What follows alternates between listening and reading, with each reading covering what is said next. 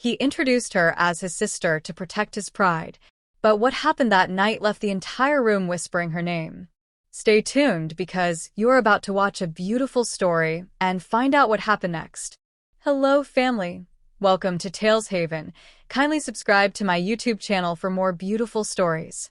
Thank you as you do so. Sit back, relax as we dive into the story. The city's skylines sparkled like diamonds as luxury cars rolled up to the grand entrance of the Royal Hilton Ballroom. Valets in crisp uniforms hurried to open doors, while photographers snapped pictures of the powerful men and glamorous women stepping out. It was the annual Business Awards Gala, the night when reputations were built, deals were sealed, and the most influential leaders came together under one roof. Inside, the ballroom was breathtaking. Golden chandeliers hung from the ceiling, their crystal drops scattering light like stars. A red carpet stretched across the marble floor, leading guests toward velvet-draped tables. Soft jazz music floated through the air, mixing with the hum of conversation, the clinking of glasses, and bursts of laughter. Among the crowd entered Mason Caldwell, the young but ambitious CEO of Caldwell Enterprises. He wore a black tuxedo tailored perfectly to his tall frame, his posture straight, his expression confident. But his confidence was not entirely his own. Walking beside him, holding his arm, was a woman who made the entire room pause. Olivia, his wife, was dressed in a flowing gold evening gown that shimmered with every step. The gown hugged her figure in an elegant way, not loud, but regal. Her hair was pulled back neatly, revealing her graceful neck and soft features. She didn't wear too much jewelry, just a simple bracelet and earrings that caught the light. Yet it wasn't the dress or the jewelry that made her stand out. It was the calm strength in her eyes, the quiet grace that drew attention without asking for it. People turned. Conversation slowed. A group of executives near the stage leaned in to whisper. "Who is she?" one asked. "She must be a model," another said, his eyes following her. But before they could wonder too much, Mason's smooth voice broke the silence. With a charming smile, he told them, "She's just my sister." The men chuckled politely, nodding. Some even relaxed, as if that answer made her presence less intimidating. But Olivia's smile froze. She glanced sideways at Mason, her heart stinging at the words. His sister? They had been married for 2 years. She had stood by him when he struggled to grow his company, worked late nights beside him when he couldn't find staff, and even sacrificed her own career as a financial consultant to support him. Yet here she was, introduced to the world as nothing more than his sister. Olivia's fingers tightened slightly on his arm. She didn't say a word, but her silence spoke louder than anything else. Mason noticed the tension, but he kept walking, his own smile plastered firmly in place. To him, it was about appearances. He didn't want the executives thinking he was distracted by a wife. He didn't want anyone believing he depended on her. As they moved further into the glittering hall, Olivia tried to steady her breathing. The laughter and polite nods around them felt heavier than before, pressing on her chest. She had dreamed of standing beside Mason proudly, not hidden in plain sight. The music swelled, champagne glasses sparkled, and the night carried on. But beneath the lights and applause, a silent crack had already formed between husband and wife, a crack born from 4 careless words. "She's just my sister." The ballroom had grown louder, filled with powerful men and women who all seemed to know one another. Mason led her from one group to the next, shaking hands, exchanging business cards, and smiling for photos. To everyone, he introduced Olivia the same way. "This is my sister." Each time, the lie cut a little deeper. But Olivia began to notice something Mason didn't. The executives weren't focusing only on him. They were watching her. Their eyes lingered a second too long, their questions bent subtly toward her, and their smiles shifted whenever she spoke. At one table, a gray-haired man leaned forward after Mason introduced her. "Your sister?" he said, his eyes narrowing slightly before softening into a smile. "What a pleasure. I've heard about you." Olivia blinked. "You've heard about me?" she asked politely. "Yes," the man nodded. "From colleagues. You worked with Bristol Corporation years ago, didn't you? I remember reading about the turnaround." Olivia's lips parted in surprise. She hadn't expected anyone here to recognize her. Before Mason, before the quiet marriage, she had been Olivia Matthews, a rising star in financial consulting. She was the woman companies called when they were drowning in debt. She had strategies, ideas, and an instinct that saved businesses others had already buried. But when she married Mason, she had set it all aside. She had chosen to build him up, even if it meant dimming her own light. Now, as the man's words hung in the air, Mason chuckled quickly and pulled her closer. You must be mistaken. She hasn't worked in years. She just enjoys attending these events. His tone was light, but Olivia felt the grip on her hand tighten. The older man smiled knowingly, but said nothing more. He only glanced at Olivia again, as though he already knew the truth Mason was trying to bury. As the evening went on, the same pattern repeated itself. Executives and their wives leaned toward Olivia, asking her small but pointed questions. Do you follow the market? What do you think about the recent mergers? Have you ever advised in this industry? Each time, Olivia answered gently but wisely. She didn't boast, but her intelligence slipped through in every word. And each time, Mason's jaw tightened a little more. He began to see it, how heads turned when she spoke, how people leaned closer, how the air shifted around her presence. It wasn't his tuxedo, his company, or his smile that had them so interested. It was Olivia.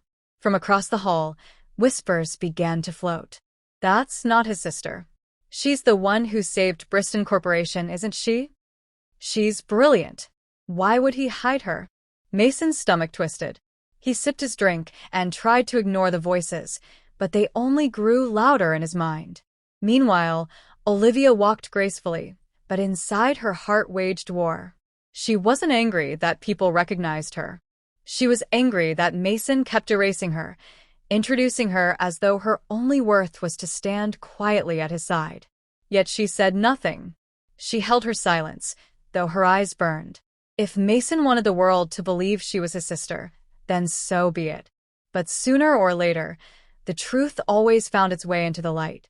And tonight, that truth had already started to whisper. A tall woman with silver hair and clear, steady eyes stepped out from a circle of executives and came straight toward them. Her name tag read Eleanor Grant, Grant Holdings. She didn't waste words. Ms. Matthews, she said warmly to Olivia, may I borrow you for a moment? Some of us would value your brain on a deal we're reviewing. Mason's shoulders stiffened. She's not, he began. Eleanor's kind smile didn't change. I know exactly who she is. Then, to Olivia, would you mind? Olivia looked at Mason. He avoided her eyes. The decision formed inside her like a quiet, steady flame. I don't mind, she replied. I'd be glad to listen. Eleanor led them toward the terrace doors where the music grew softer and the night air cooled the heat of the room. The city spread beyond like a sheet of glittering glass. A small group waited by a tall cocktail table. Victor Hale from North Star Capital, Dana Ross from Evermont Bank, and Harold Whitaker, the smiling head of a shipping company. Folders lay open. Numbers filled the pages. We're considering a partnership with Hawthorne Logistics, Victor said, tapping a chart. They've grown fast, but the cash burn is worrying. We've run our models. Something still feels off. Eleanor slid a folder toward Olivia. Take a quick look. Mason reached for the papers first. I can take this, he said, voice too light. Olivia's not. Olivia gently placed her hand over the folder. It's okay, Mason. She opened it, scanned a page, then another. Her eyes moved with quiet focus, taking in ratios, dates, and footnotes many would miss. The music inside faded to a muffled hum. The night breeze lifted a strand of her hair. After a minute, she lifted her head. May I ask 2 questions? Please, Eleanor said. First, Olivia said, pointing to a footnote, why did Hawthorne change auditors last quarter? And second, this new warehouse they claim as an asset, do you have independent confirmation of ownership? Victor blinked. We assumed the switch was routine. Harold frowned. They told us the warehouse is secured. Why? Olivia turned the page toward them. This line hides a short-term lease recorded as a long-term asset. If the lease-to-own clause fails, say if a payment is missed, the asset vanishes. Their debt-to-asset ratio then jumps overnight. The lender could call covenants. If that happens during your partnership, you'll inherit a storm. Dana, who had been quiet, leaned closer. How did we miss that? It's tucked in the audit change, Olivia replied softly. New auditors sometimes accept management's assumptions to keep the account. It's not always bad faith, but it is risk. Silence circled the table. Then pens began to move. Eleanor's eyes warmed with respect. What would you do if you were us? Olivia considered. 3 steps. 1. Push for a site verification and confirm the deed path on the warehouse within 72 hours. 2. Restructure the partnership so your capital enters after covenants are cleared and the asset is verified. Use a staged release, not a lump sum. 3. Require a cash reserve equal to 2/4 of payments to prevent a trigger if revenue dips. Victor exhaled, half laughing.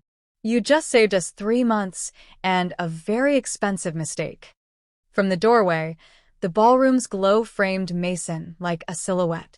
He listened to each word, feeling pride and something sharper twist together. Pride because she was brilliant.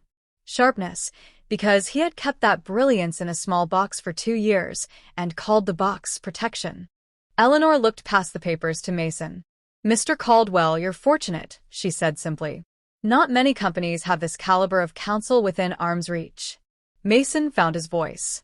Yes, he managed. I am. Eleanor returned to Olivia. Would you join us at the main table in 20 minutes? We're gathering a few key people to rethink the structure. Olivia hesitated only a heartbeat. She glanced at Mason, asking without words if he would stand with her or pull her back into the shadows. For once, Mason didn't answer quickly. He saw the choice clearly. Keep her hidden and stay small, or honor her and grow up. The edges of his pride scraped like glass. Then he nodded. She'll be there. Eleanor smiled and moved away with the others, already making calls. The terrace fell quiet again. City lights blinked. Inside, a new song began. Olivia rested her hands on the railing. I didn't come tonight to embarrass you, she said softly. I came to stand beside you. Mason stepped closer, careful with his words. I know. I was afraid. I told myself the industry wouldn't respect me if they saw how much I lean on you. But the truth is, I don't want their respect if it costs me yours. Her eyes softened, though hurt still lived there. Respect isn't a trade. It's a habit. He swallowed. Teach me a better one. A server appeared with 2 glasses of water. Olivia thanked him, then turned back to Mason. Start with this. Stop introducing me as your sister. I will, he said, voice low. Starting now. A bell chimed for the next segment of the evening. Guests drifted toward the central tables. At the far end, a place card was being added beside Eleanor's, Olivia Matthews written in neat black ink. Mason offered his arm, not to lead, but to walk together. Olivia looked at it, then at him. After a small, honest pause, she took it. They stepped back into the light. At the main table, folders opened and voices quieted as Olivia sat. Eleanor tapped a glass with her pen. Let's begin, she said. Ms. Matthews, would you walk us through your 3-step approach? Heads turned. Pens hovered. Mason stood just behind her chair, the man who finally understood that the room hadn't gathered for him alone. The first note of Olivia's explanation rose steady and clear. And all around, the night leaned in to listen. Olivia's voice carried calm and certainty as she began at the main table. Step 1, she said, tapping the page with a fingertip.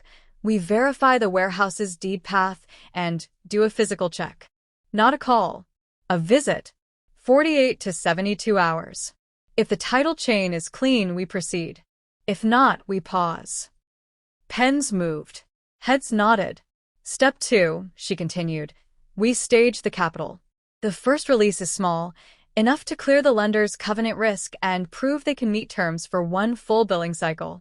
The second and third releases unlock only after the KPIs match reality. On-time deliveries above 96%, days payable stabilized under 45, and debt service coverage at 1.4 or better. Dana Ross glanced up. And if they miss? We tighten spend and revert to a lighter vendor mix, Olivia said. We pull last-mile work to a vetted partner for 90 days, then reassess. No new capital until the miss is corrected and documented. Step 3, she said, turning a page. We hold a cash reserve equal to 2 quarters of payments. That reserve is held in a separate account with dual sign-off. It prevents a covenant trigger if revenue dips or a port strike adds 7 to 10% to costs for a month. Victor Hale let out a low breath. You're building a bridge and guardrails. A safe plan moves forward even when something goes wrong, she replied. Across the white linen, a younger executive, Colin Mercer of Argent Partners, leaned back, testing her. Worst case. Revenue dips 12% for 2 quarters. Fuel spikes 8%. 2 drivers quit. What happens? Olivia didn't blink. The reserve absorbs the shock. We suspend non-core lanes, consolidate to higher-margin routes, and renegotiate the fuel surcharge with a 30-day lag instead of 60. We also swap 2 older trucks for a short lease on newer units to cut maintenance downtime. It's counterintuitive, but the uptime saves the margin. Colin's pen stilled. Okay, he said quietly. That tracks. Eleanor Grant watched the table settle, then looked to Mason, who stood just behind Olivia's chair. We'll adopt this structure. Pending the site check, she said. Victor, draft the staged release language. Dana, set up the reserve account. Harold, I want your operations lead ready to pivot routes within a week if needed. Yes, ma'am, Harold said, half smiling. Gladly. As the others wrote, Eleanor turned to Olivia. We've followed your work for years, she said, her tone warm but direct. Bristol wasn't luck. Neither were the 2 hospital systems you helped refinance. I invited this circle tonight because I heard you might attend. Olivia's brows lifted a fraction. You invited them because of me? Eleanor nodded once. We wanted your mind on this. A murmur rolled through the group. Respect, not surprise. Victor shut his folder and offered his hand. If you're willing, we'd like you as lead strategic advisor for the partnership. Not a title for show, real scope, real authority, real fee. Mason felt the words land in his chest. He had spent 2 years keeping Olivia out of rooms like this, telling himself the world wouldn't respect him if they saw how much he leaned on her. The room had an answer, and it wasn't gentle. They respected him more because of her. Colin glanced between them. I do have one question, he said carefully. Earlier tonight you were introduced as, he stopped, searching for a polite word. Mason stepped in, voice steady. Introduced wrong. He placed his hand on the back of Olivia's chair, not claiming, simply present. Everyone, this is Olivia Matthews Caldwell. She is my wife. And she is the best strategist I know. The word hung there, wife, clear and simple. No one flinched. No one teased. A few smiles widened, that was all. Eleanor raised her glass of water, like a quiet toast. That's the most sensible sentence I've heard all evening. Olivia's breath loosened. She hadn't needed the room's approval, but truth has a way of easing the heart. She looked up at Mason. Gratitude touched her eyes, mixed with something older and softer. Trust, maybe rebuilding itself plank by plank. About terms, Victor said. Business, sliding smoothly back into place. Advisor fee, performance kicker, and a clause giving you veto power over capital releases if KPIs slip. Olivia shook her head lightly. No veto. A vote, not a veto. This must be a partnership, not a shadow monarchy. And one more thing, Caldwell Enterprises can join as a minor co-investor, capped at 5%. Full disclosure from day one. No backdoors. Mason blinked. Are you sure? She smiled. If we ask Hawthorne to prove discipline, we should model it too. Eleanor scribbled, pleased. Done. Chairs shifted as the table broke into tasks, calls placed, counsel looped in, a courier scheduled for morning site verification. The pace quickened, but the energy felt clean, aligned. The plan had bones now and the right hands to carry it. As the group dispersed, Harold paused by Mason. You should have told us sooner, he said kindly. We did come for you, son. But many of us came because of her. He tipped his head toward Olivia and moved on. Mason turned to find Olivia watching him. I meant what I said, he told her. No more hiding. She studied him for a long, gentle second. Then we'll walk in the light, she said. From the stage inside, a bell chimed for the award segment. The host's voice rose over the sound system, inviting executives to their seats and hinting at a special recognition for leadership under pressure. Eleanor touched Olivia's elbow. They're about to call Caldwell Enterprises up, she murmured. When they do, go with him. Olivia looked to Mason. He didn't hesitate. He held out his hand, no show, no theater, just a clear invitation. She took it. They stepped from the terrace back into the glow of the ballroom, moving side by side through the center aisle as conversations paused and faces turned. Word had already traveled, quietly, efficiently, the way truth does when it finally has permission. The host smiled into the lights. Please welcome Caldwell Enterprises for leadership under pressure and the team behind a smarter path forward. Mason Caldwell and Olivia Matthews Caldwell. A wave moved through the room. Heads turned. Some people clapped fast. Others clapped slowly, taking in the name. Mason and Olivia climbed the steps together. He didn't let go of her hand. At center stage, the host handed Mason the clear crystal trophy. Mason held the mic, then paused. He looked at Olivia first, not the crowd. Tonight, he said, voice steady, I almost hid the person who makes me braver and wiser. I won't do that again. This is my wife, Olivia. The plan you heard, those guardrails and that calm thinking came from her mind. I'm proud to stand beside her. The applause rose brighter, warmer. Eleanor Grant's smile was small and sure. Victor, Dana, Harold, and Colin stood at the back of the room and clapped like a promise. The host passed a second mic to Olivia. She didn't make a speech. She made a bridge. Thank you, she said simply. This recognition belongs to everyone willing to do the hard, careful work. Tomorrow, we verify the site. We stage the capital. We protect the people who move the goods and keep the promises. That's what a partnership is. She lifted the trophy with Mason. We'll do it together. They left the stage to a soft roar and the hush that follows respect. Cameras flashed, not hungry, just curious. Several executives stepped forward to shake Olivia's hand before Mason's. Mason noticed and felt no sting. His pride had changed shape. It no longer needed to be taller than hers. It only needed to be true. Back at the main table, the night shifted from gold to graphite as the event wound down. Work began. Eleanor gathered the small circle. Timeline, she said. 6:30 a.m., Victor replied, checking his phone. Site team departs. Independent title counsel on standby. Reserve account papers are prepped, Dana added. Dual sign-off. Wire rails tested. Harold leaned in. Ops is ready. If KPIs miss, we can consolidate to high-margin lanes in 48 hours. Olivia opened a small leather notebook, the one she had carried long before Mason's boardroom. Checklist, she said. Warehouse. Confirm deed path and lease-to-own clause. Photo and GPS tag each bay. Fuel surcharge. Renegotiate to a 30-day lag. Document trigger. Fleet uptime. 2 short-term leases on newer trucks to cut downtime. Vendor mix. Identify last-mile partner as contingency. KPIs to monitor daily. On-time rate, days payable, and coverage ratio. She looked up. We do not outrun risk.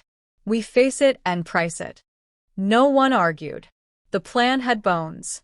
In the car on the way home, the city lights drifted past like a slow river. Mason sat angled toward her. I'm sorry, he said again, not as a shield this time, but as a door. I was afraid of being seen leaning on you. Tonight I learned it's the only way I want to be seen. Olivia watched the blur of street lamps, then turned to him. I don't need a stage, Mason. I need truth. In private first, then in public when it matters. It will be truth from now on, he said. He took a breath. Do you want advice formally? We can set terms. Clean lines. No confusion at home or work. Yes, she said, a small smile touching her mouth. But we write the lines together. A real scope, real boundaries. Dinner is dinner. Work is work. And you introduce me as your wife in every room. Every room, he said, and reached for her hand. She let him hold it. 6:30 a.m. came fast. At the warehouse, morning fog hung low over the loading yard. The site team walked the perimeter. Photos, timestamps, serial numbers. The title lawyer dialed in from a small conference room near the dispatcher's desk. The deed chain checked out clean but with a clause that could snap tight if one payment missed. The risk had teeth. The plan had answers. By 10:15, Dana had the reserve account open and funded for 2 quarters. By 11:40, Victor sent a red-line term sheet, capital in 3 staged releases, each unlock tied to KPIs. Harold Ops lead, Marta Chen, confirmed the fallback vendor and mapped the high-margin routes if consolidation was needed. Colin ran sensitivity tests on the new fuel lag. The numbers bent, but they did not break. At 12:05, Olivia wrote a single line at the bottom of the checklist. Ready to proceed, eyes open. They met in a small glass room off the warehouse floor. Pallet jacks rolled by. A radio crackled. It felt less like a deal and more like a day's work, solid, ordinary, right? Eleanor closed her folder. We move, she said. The press note went out at 2:30 p.m. It was short. Caldwell Enterprises will join the Hawthorne Logistics Partnership as a minority co-investor under a staged capital plan designed by strategic advisor Olivia Matthews Caldwell. The structure emphasizes transparency, reserves, and operational resilience. No drama, no spin, just names and choices in clear print. Comments began to gather online. Some praised the plan. Some praised the honesty. A few asked why it took so long to say wife. Mason read those and did not hide from them. He answered once cleanly, because I needed to learn. I have. 3 days later, KPIs posted for the first cycle. On-time deliveries, 97.2%. Days payable, 44. Coverage ratio, 1.43. The second release unlocked. Drivers kept their routes. Vendors were paid. The yard felt different, less noise, more rhythm. That evening, Olivia and Mason stood on their apartment balcony with 2 mugs of tea. The city breathed below them. Do you miss consulting full-time? He asked.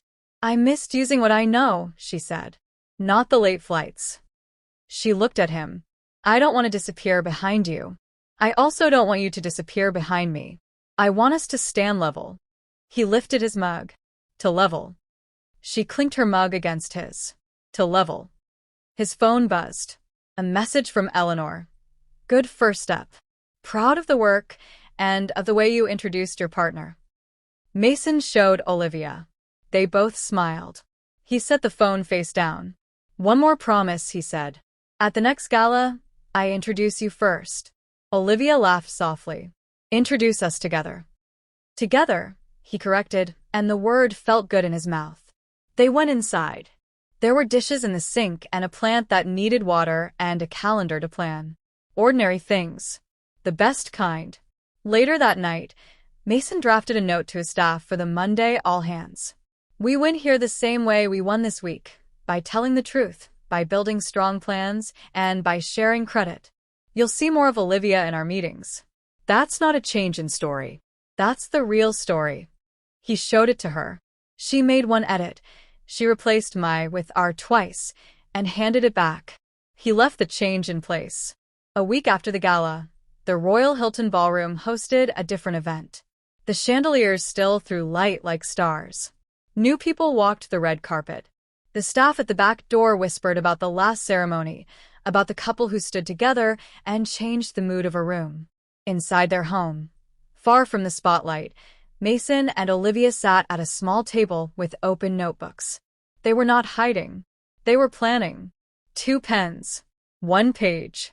The choice had been made on stage, but it was kept here, in quiet habits, in shared work, in clear names said out loud.